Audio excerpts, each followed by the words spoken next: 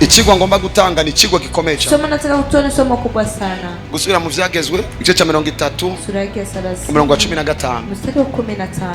Nza kuvuga verse zitatu 15, 19, 7 na Yohana 14:6. Na Yohana 14:6. Eheraba uyu munsi mbashizeho imbere ubugingo n'amahigwe. Ona leo naweka mbele uzima na heri. Bona urupfu n'amagorwa. Eti na kifo na baya. Kurikirana neza. Ijambo ry'Imana rivuze. Eheraba uyu munsi mbashize imbere ubugingo n'amahigwe.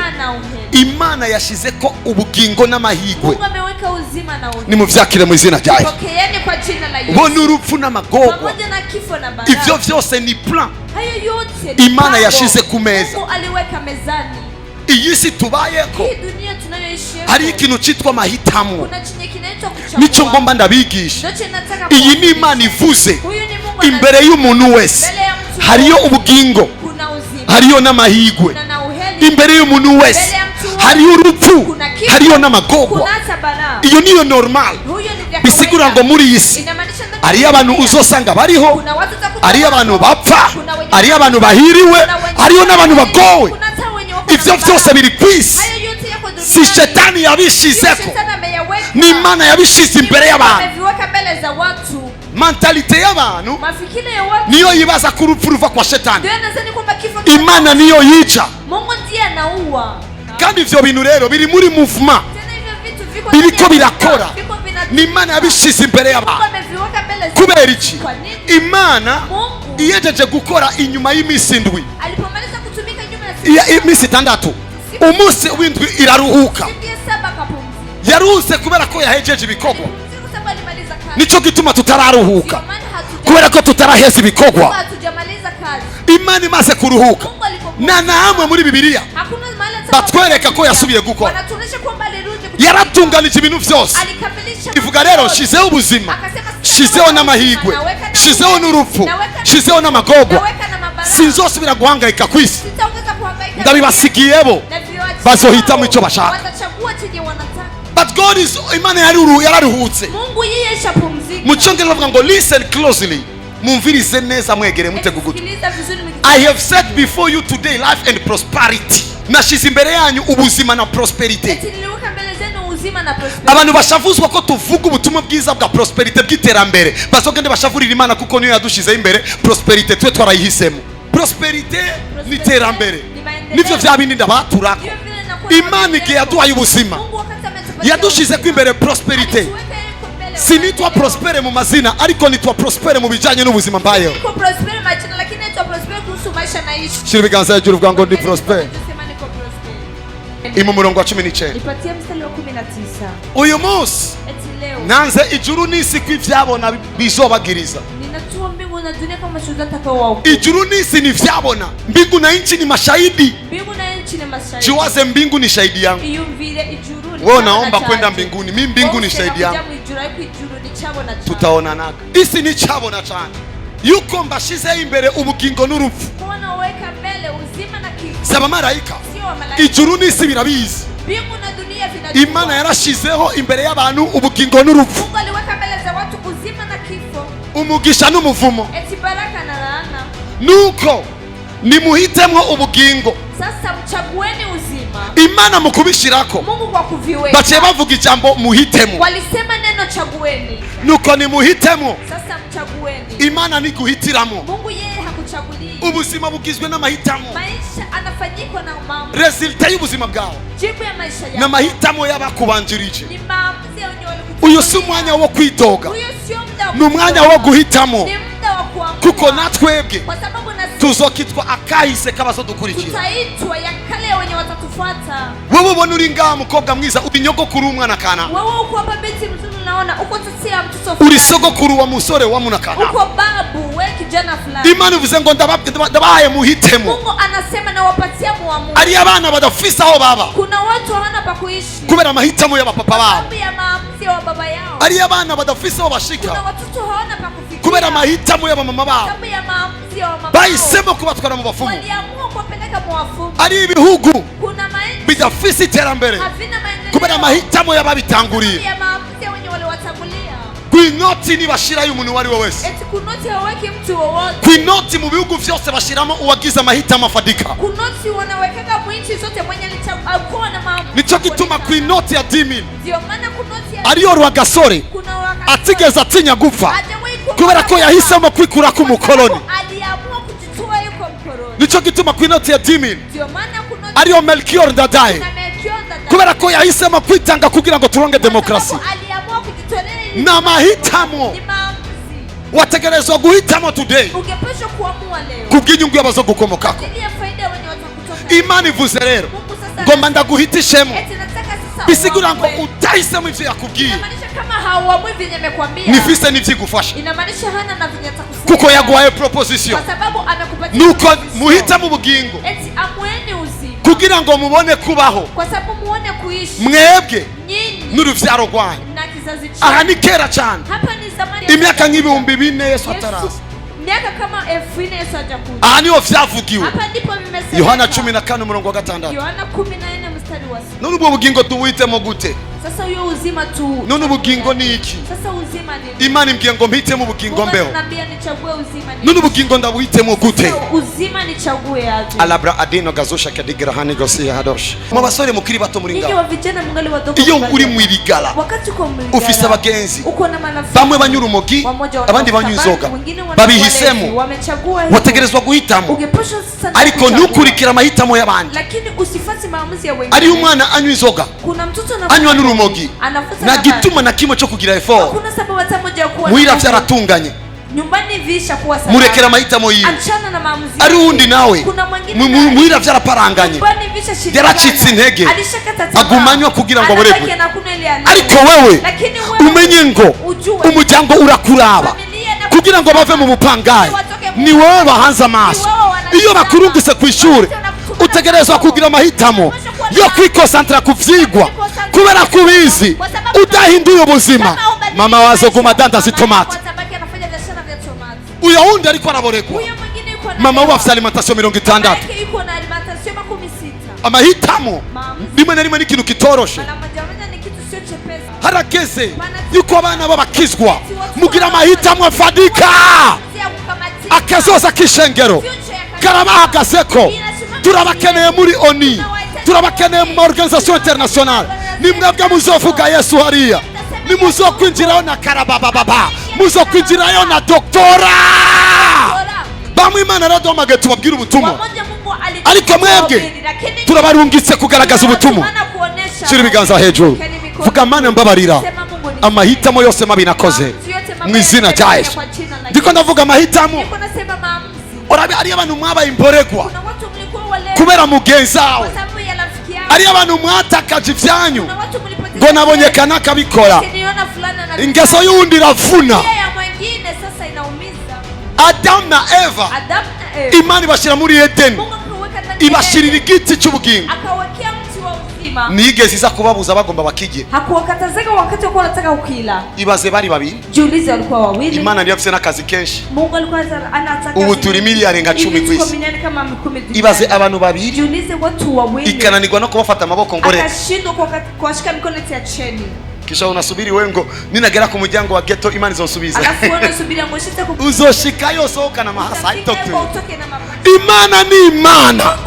Yaragusigiye amahitamo. Uhisemo gupfa urapfa, uhisemo kubaho urabaho. Hari umukozi w'Imana muri Nigeria yabwiye ishengero ryose rimukurikira ngo agiye kubereka Imana ya Daniel. Anaanza kuonesha Mungu wa Daniel.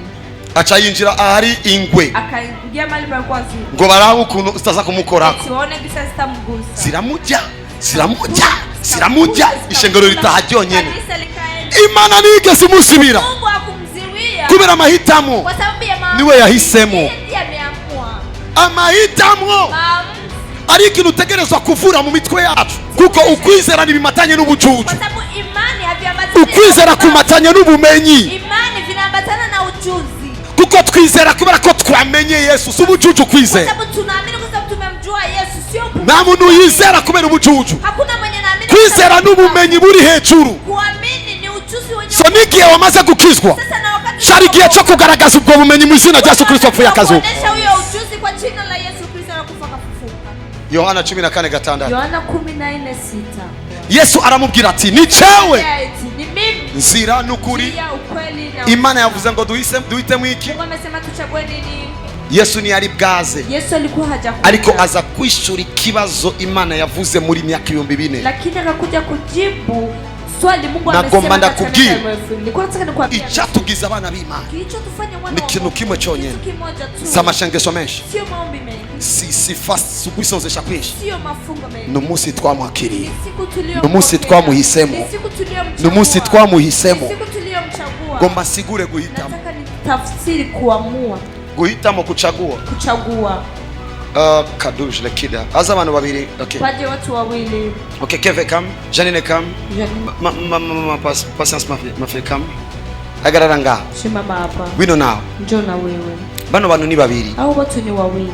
Nagomba nigisha mahitamo. Niko nataka nifundishe kuchagua. Nushobora guhitamo hatariho bibiri canke bitatu. Hauwezi ukachagua pasipo viwili wala vitatu. Bano babiri dufate ko aba n'abandi bara bagenzi ba Janine, balikuwa marafiki wa Janine, changa abandi banyeshure bigana na Kevin, wala wengine wanafunzi wanayosoma pamoja na Kevin. Araza akakuja, ahitamo, akachagua. Hitamo nije naguhitemo. Mimi ndo nimekuchagulia. Arahisemo nde? Anachagua nani? Kuva umunsi yahisemo Janine, toka siku alichagua Janine, niwe batahana, ndio wanaenda pamoja naye nyumbani, niwe babana, ndio wanaishi pamoja.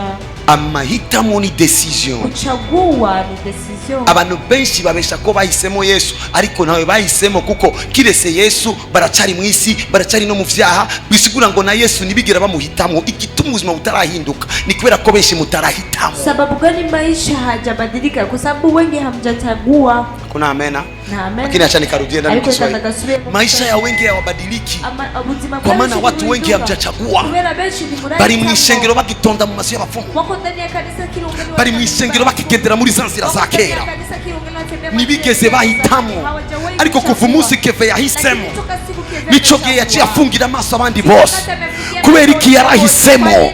Ni kufa na kuzikana. Amahitamo ni decision. Abantu benshi tubayeho ku isi tutigeze duhitamo. Si Imana itari kwirakora, Imana yaraguhaye droit, utarahitamo nifisi cyo yo gufasha. Now batubwiye ngo muhitemo ubugingo. Abantu benshi bavuga ko bakiriye Yesu, mumbabarire singomba kubaca intege, ariko uwo wakiriye mubana mu cyumba, mubana muri salon, mubana muri douche. Iyo mvuze Yesu yakiriwe, ariko igituma ataminduka ni kubera ko mutazi ko muri kumwe. Nico gituma mugisohoka ishengero muca mwinjira kuraba pornography, mugisohoka ishengero muca mutangura guhishura ama message. Shu tubonane ku mugoroba, tomate tubonane ejo, poiro shu tubonane ahandi. Ivyo nivyo bikurikira kubera ko Yesu mwibaza yuko tubana nawe mu ishengero gusa. Kuva umunsi twamuhisemo niwe sheri wacu mu ishengero, hanze y'ishengero, mwibarabara n'ahantu hose tugiye. Amena yanyu irakanye, ariko ndagatsindagira mu Kirundi. N'amahitamo. Imana iravuze ngo muhitemo. Ubu buzima tubayemo kwisi n'ubuzima bw'amahitamo. Utarahitamo neza uracahagaze hagati. Umusore atarahitamwo yitwa siribateri, umupapa yahisemo yitwa umugabo, umudamu yahisemo yitwa umugore, ariko umuntu atarahitamwo aracari siribateri. Wategerezwa kugera hano uhitamo. Erega ni Imana irakurindiriye uhitemo, yanakupropoje. Hitamo ubugingo. Iyi ni realite, resulta y'ubuzima bwawe uyu munsi imatanye n'amahitamo yawe. Si umwanya wo kwidogera Imana, ufuka mubwira Imana narahisemo kutariko mfasha unyumbereze muri kazoza, mitemwo neza. Mwambie Mungu nimechagua visivyo, nisaidie nielekeze mu future, nichague vizuri. The Bible says, kandi Biblia ivuga muhitemo urupfu cyangwa ubugingo. Chagueni kifo wala uzima. Mavyumvise? Tubu sasa kama unajisikia uko wa kutubu.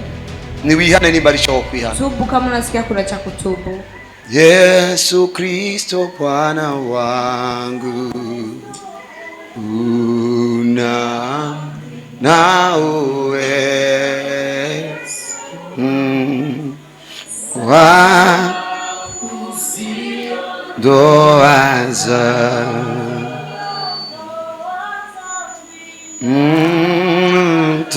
kuza roya onitoleye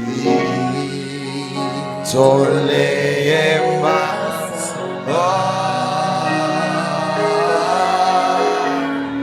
ni okoena ni okoena jare nilinde hata mwisho wa safari nitwae kwako. Shira ibiganza hejuru. Reka ndababwiza ukuri, imbabazi z'Imana zamaye ibihe bidashira, ariko kwitahura nicyo giteba mu bantu. Ko twitahuye ndemeza ko twababariwe, ariko umenye mu ndirimbo twavuze tangu sasa ewe Yesu ni wewe Mwokozi na rafiki na mahitamo. Nimetengwa na shetani, ndarekanye na shetani, ngomba mbe uwawe ibihe vyose. Na mahitamo narahisemo Yesu, narahisemo umwami w'abantu. Shengero ryiza bwo kubwiza by'Imana, daimoni nizibashoboye kirese muzihisemo, shetani nabashoboye kirese mumuhisemo. Mbega abantu bamuhitamo ryari? Igihe bakoze ivyo agomba baba bamuhitamo, igihe bakoze ivyo ashaka baba bamuhisemo, igihe bahisemo kugendera mu busambanyi, igihe bahisemo kugendera mu bubeshi, igihe bahisemo kugendera mu burozi baba bamuhisemo shetani. Ariko igihe wahisemo inzira y'ukuri uba wahisemo Yesu, uba wahisemo Yesu. Uyu mugoroba ndumva Imana igomba gukora ku bantu benshi, ndumva Imana igomba gukora ku bantu benshi, ndumva Imana igomba gukora ku bantu benshi. Uyu mwanya mpagaze ngaha ndiko ndumva muri jewe yuko abantu bose bababariwe, ariko hariyo abantu batari babarira muri bo bafise ukwicuza, avuga ngo je sinzi ko Imana yombabarira. Ndumva ko ngeneye imbabazi z'Imana, ndumva ko ngeneye guhindurirwa amahitamo. Hariyo abantu bavuga ngo ndacari muri faze ya mbere, iciza nkomba sico ngora, ikibi nanga nico nkora. Niko Paulo yavuze, yari amajambo yo mu ntango, ariko mu nyuma Paulo yavuze nshobozwa vyose na Yesu Kristo m'inkomezi. Abo bantu bama bagerageza guheba ikibi ariko bakacisangamwo, abo bantu bama bagerageza ariko bikanka. Abo bantu nibo ngomba nsengere kuri uyu munsi. Nimba uri ngaha uvuga ngo ndakeneye inkomezi nshaje zinshigikira kubamo mu ciza nahisemo kugira ngo sinisange mu kibi nanka, ukaba uri ngaha urashobora kuza. Uyu ni umwanya mwiza, ndabonye igicu cugurutse. Imana imbwiye ngo nsengera abantu, Imana imbwiye ngo uyu munsi yashimiye kugendera abantu, yashimiye gushikira abantu. Uyu munsi Imana igomba igutabare muri ico gicu. Iyi si tubayemwo n'isi y'amahitamo. Biracakobera kugora, biracakobera kugora ugahitamo ariko kandi bikakunanira. Imana igomba itanga amavuta special. Ibi bintu navyo nkora ni gake biba mu ma eglise prophétique, ariko nshimiye kubikora kuko numvise yuko twababariwe. Ariko ari umuntu ariko aravuga naho nsavye imbabazi, erega ngisohoka ngashobe gusubira gufatwa. Uyu munsi Imana iraduhaye akaryo, amahitamo yaradukwegeye, amahitamo mabi yaradukwegeye.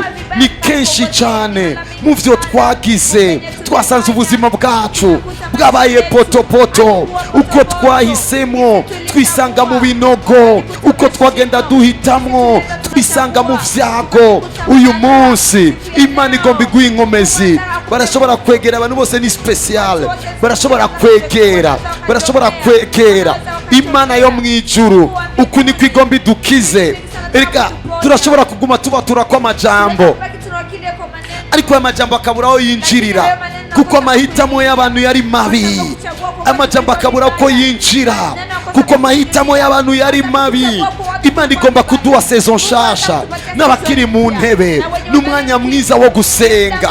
Imana igomba kuguha inkomezi. Amarira dufise uyu munsi n'amahitamo.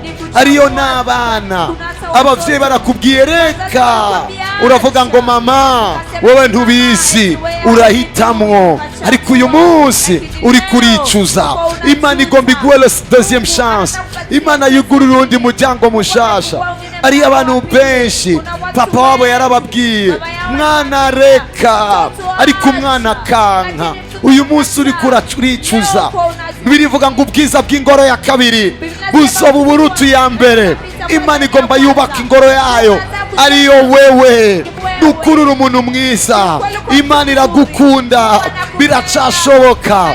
Wori kurankurikirana, wori kurandaba ubuzima n'amahitamwo wama wibaza kukuri muri ibi, kukiri muri ibi usuzumye neza. Warabihisemwo, niwe wabihisemwo. Uribuka neza yuko ari ijambo ry'Imana wari ufise imbere yuko ugenda muri icyo cyumba gusambana. Uyu munsi rero wisanga muri ivyo ufise. Si umwanya wo kwidogera Imana, ni umwanya wo gufukama. Aho muri mu bihugu bitandukanye, fukama mu cyumba urimwo, fukama muri biro urimwo, fukama aho nyene uri, ubwira Imana ikubabarire. Urashobora kuba uriko uragendesha imodoka, petete ntushobora guhagarara, ariko ufukamisha amavi y'umutima, uce bugufi, ureke kwagiriza Imana, ureke kubeshera Imana. Ivyo wahisemwo niyo resulta uri kurabamwo. Kera wakora ama deliverance vyarazimye, kera warerekwa vyarazimye. Isuzume, mbega vyageze gute, mbega vyageze gute, mbega vyageze gute. Niwe wahisemwo, wase kumvira mama wawe, uhitamwo ibitari vyo. Uyu munsi wihane, wihane, wihane, wihane. Nayaona machozi, namuona Yesu anaingia Jerusalem, namuona analia, namuona analia, namuona analia. Mbona Yesu injira Jerusalem? Mbona kwa kundi injira Jerusalem? Mbona ariko ararira avuga ngo ndaririye Jerusalem, nararondeye kubakusanya ariko banse kuzako. Ngo niryo shengero ry'uno munsi ndarirondera ariko rikampeba, rikaguma rinyishuza kandi ryarampevye. Imitima yo kwihana nikiri mu bantu barikwegerako, jewe nibakindaba uko niko ragize. Jikakakakukakakutukusha eisakatakatakatarakatusha nimwihane. Raba ndaje vuba uko niko Yesu Kristo avuze. Ndaje gutora banje, nimumesure imvune zanyu, nimumesure, mumesure, nimumesure, mumesure, kuko benshi bazorira ngo twarirukanye abadayimoni mu izina ryawe. Nzobabwira ngo mumve ko mwabakora ibizira mwe, abakora ibizira mwihane, abakora ibizira mwihane, emwe basambanye mwihane, emwe banyavyaha mwihane.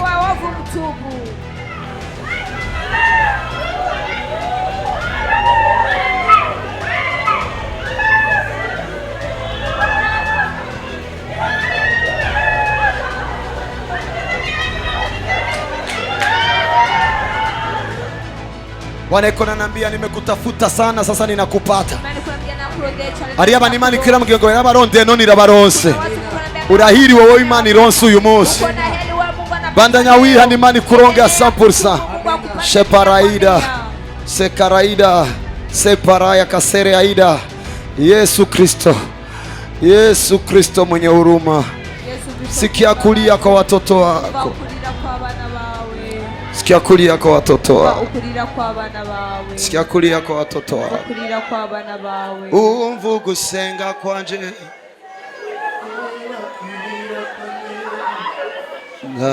ndagusa umbabarire.